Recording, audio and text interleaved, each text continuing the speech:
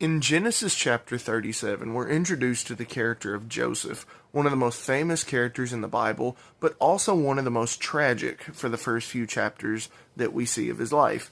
You see, Joseph was a 17-year-old boy who lived righteously and did all things right, but he was betrayed by his brothers, he was sold into slavery, his death was faked, and so all of his friends and family thought he was dead, and then while in slavery, he becomes this head slave over the house and actually gains a good reputation.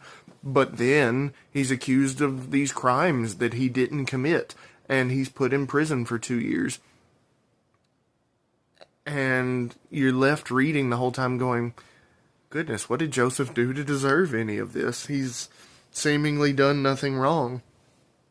Well, sometimes hard things are just going to happen in life, not because of chance or not because he just drew a bad hand. You see, God needed Joseph to be in Egypt, and he needed him to be in those situations.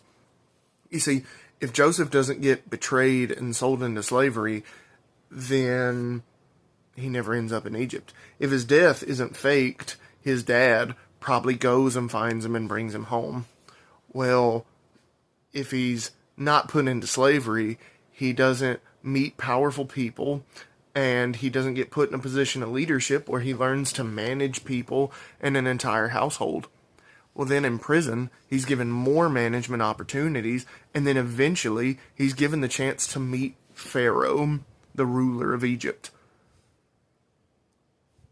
And that was all important because Joseph goes on to become the second in command of Egypt and save what was effectively the world at that time from famine.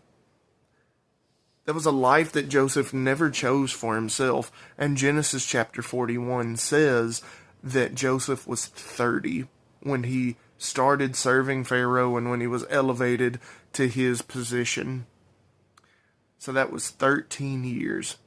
13 years of Joseph maybe wandering in his heart, God, when are you going to deliver me from these awful situations and people and bring some good days to my life? God has a plan in your hard times, and no one knows what they're going to look like, what the outcome is going to be, or why he's allowing it to happen. But just remember, Joseph never would have dreamed that he would have been second in command of Egypt. There's no telling what God has planned for you.